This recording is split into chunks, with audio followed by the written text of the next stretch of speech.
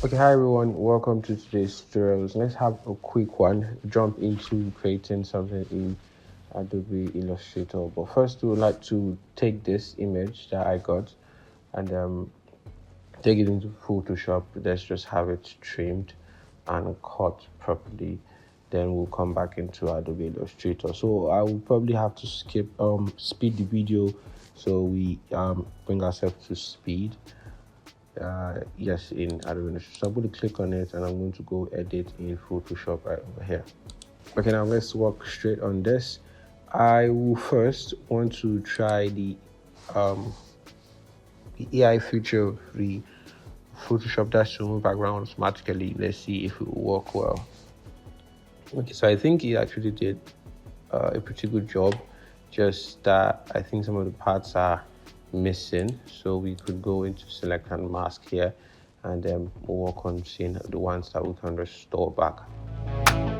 So we have this, we're going to select that and this and restore that. Is there anything that is missing? Okay, so I think that is pretty good work. Nothing else, nothing except this. And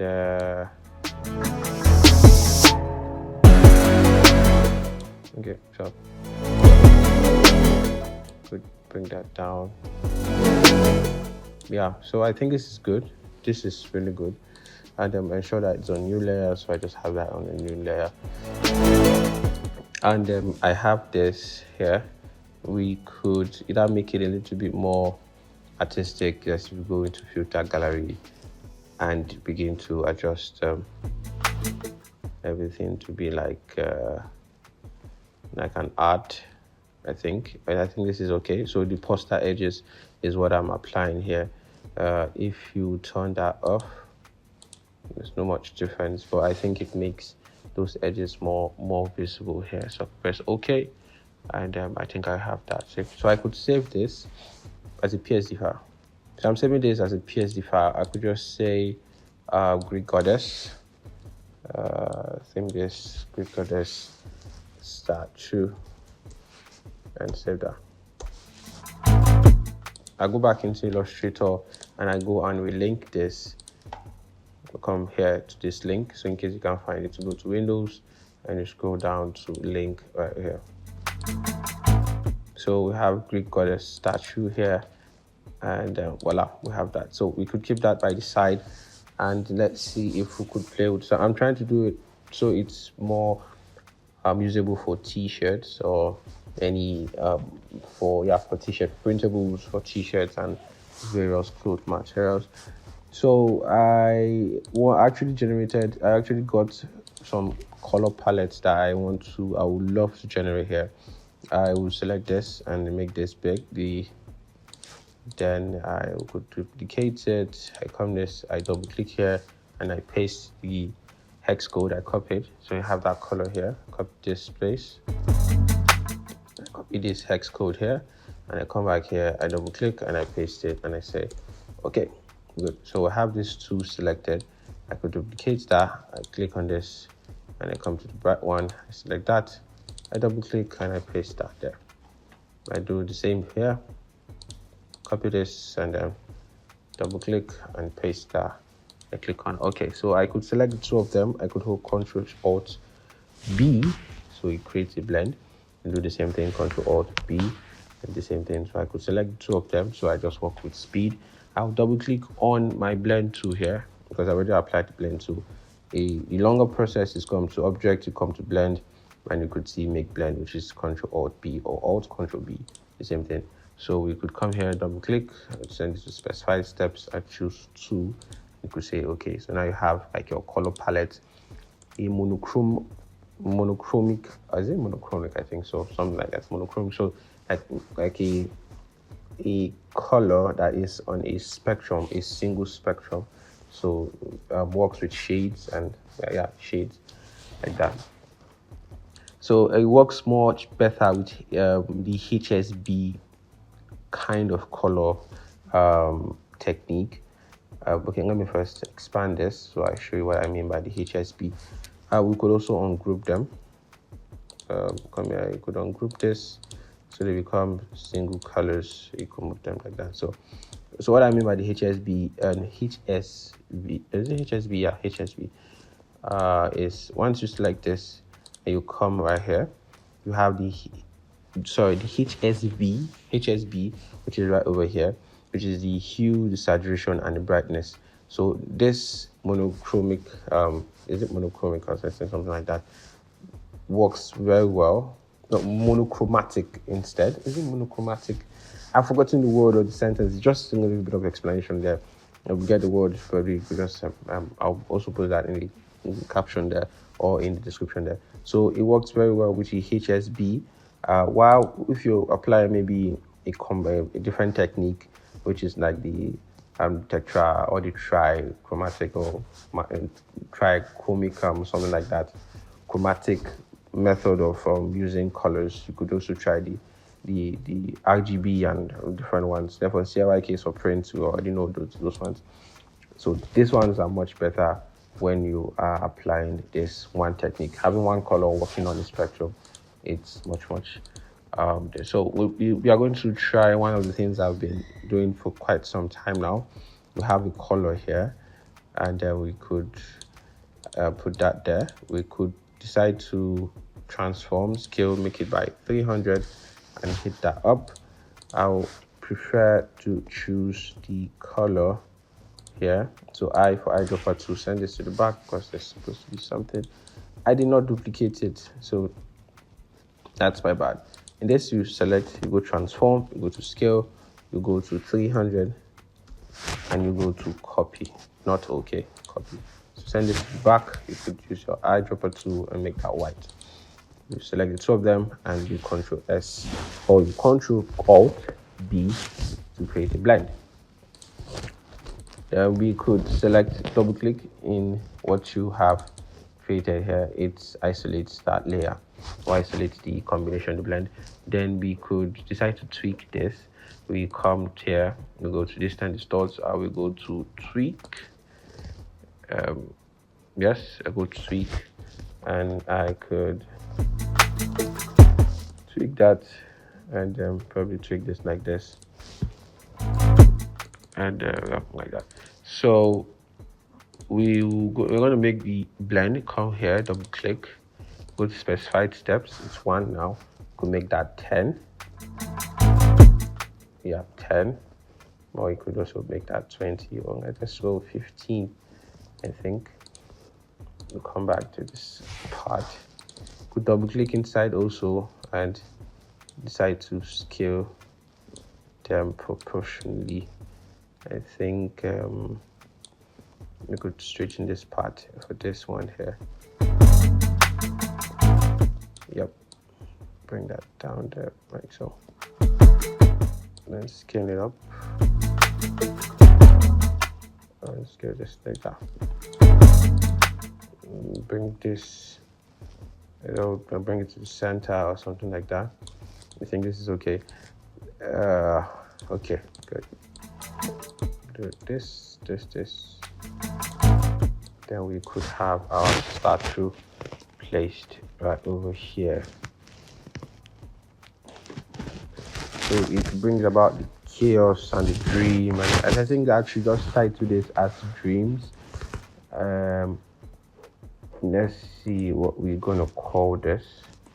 Make it big. We could say dreams,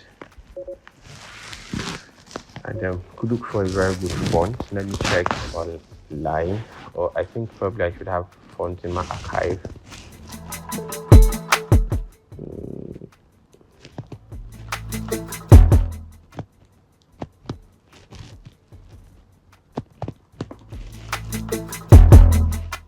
Yeah, I think I like this.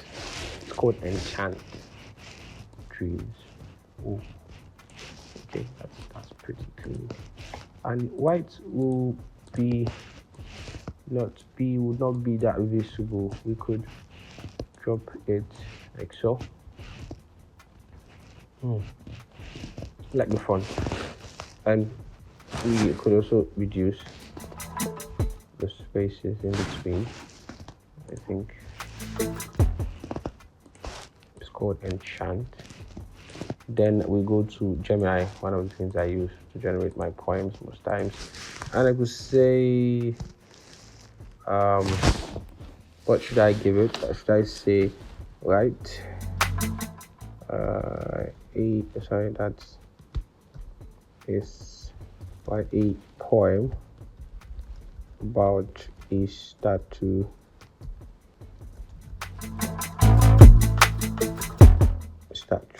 Dreaming.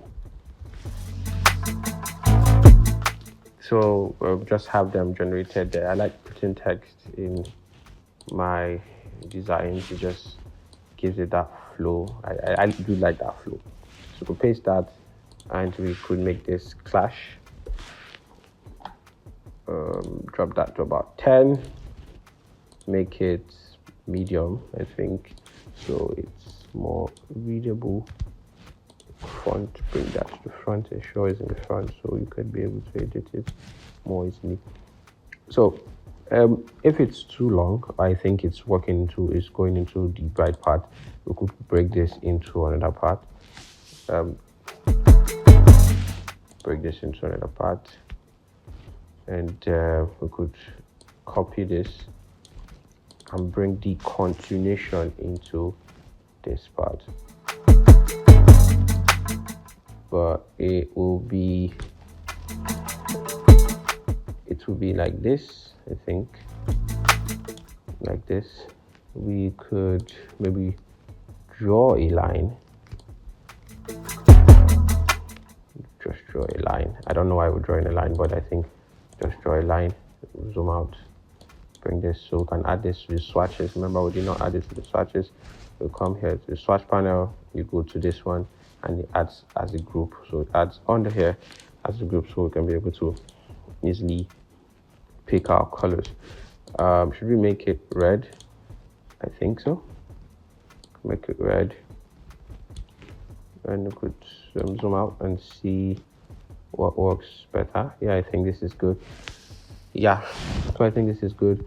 And I don't like the fact that this is like a square, or showing a square here.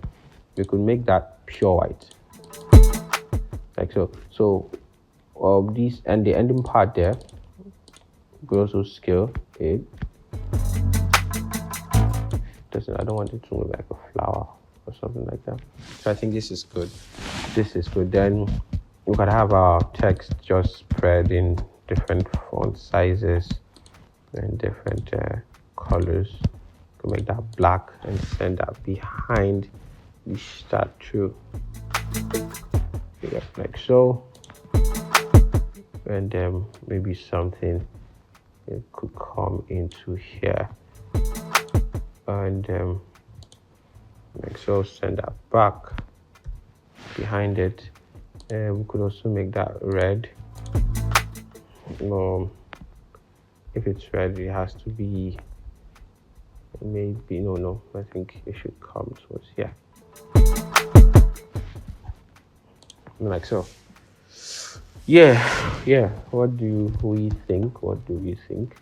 Then we can have after this, I'm going to show you. I'm probably going to show you how I used probably my mockup. It's very simple, straightforward. I think I do have a mockup which is more pleasing. Just gets other things there. So here you could just speed the video. I'll speed it up for you because it's just me getting my signature text.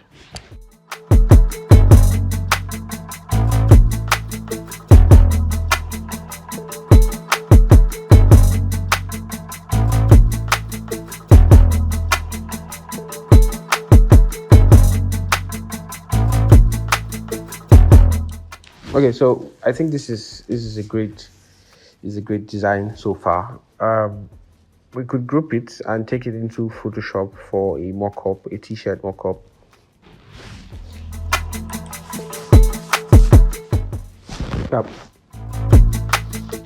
Yeah, so okay, this is, as I said, we move into Photoshop right over here. So I have this mock-up. I'm going to try and provide the link in the description so you guys could also use it for your designs. Yep, so let's just have our design. If you want, you could select everything, click and drag it into Photoshop, bring it and paste it over there. You didn't follow me this time. Do it again, sorry. Drag it there and paste it over here. And it will automatically paste as a smart object. So what a smart object means is that when you want to edit it, it automatically takes you back to Illustrator where you got it from, so you could be able to edit it. So it's like a smart object that is used when you want to edit in want to mask it in another one, like something like that. But just understand that when you want to edit it, it takes you back to the Adobe Illustrator, so you can be able to edit it. But it might not take you back to the original file to re-edit it. It will take you back to a new Adobe Illustrator file or Adobe Illustrator workspace to edit it. So we could place that in the center. So if you see the main design here, you find out that the whole color of the shirt takes the color of what is there. Then we have our main focus right over here. So we're going to place that right over there. And because it's a white shirt, we're going to add a solid color and ensure it's white. So it blends very well with that. So we could say okay, and we could also reduce this a little bit. And say okay, and we also want to contrast with what you have. I think this is okay. So have that, select and Control S to save it while we go back to our main design work to see how it looks. So it looks good. Looks good, but I think it's too big and it's working it. It's entering into the hands there. We could reduce it some more. I think this is okay. Yep, I think that, yeah, like so. Control S and save that. And yeah, we have that. We take it up a little bit, size it a little bit more, and say okay and save it. I will come back here and observe. Good. I think we have something sensible. We could make it bigger, but I do not want it to work or touch any of the handles there. I would prefer it to be a little bit bigger, like so. We could bring it a little bit to the left or to the right and save that. Let's watch how it goes.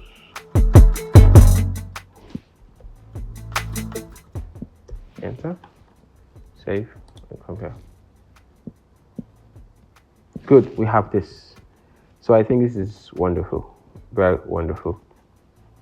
How our technique could change our background to a color. We should be white, or it should be dark, should be black, and maybe like so. And for the tag, we could take that off. We do not want a tag. Yeah, so I think we're okay like this with tag and everything. Yeah, so that's it.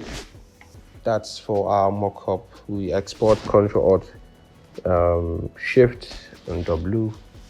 Then we have just export as, and then we could choose where we want to save it when we click on the export right over here.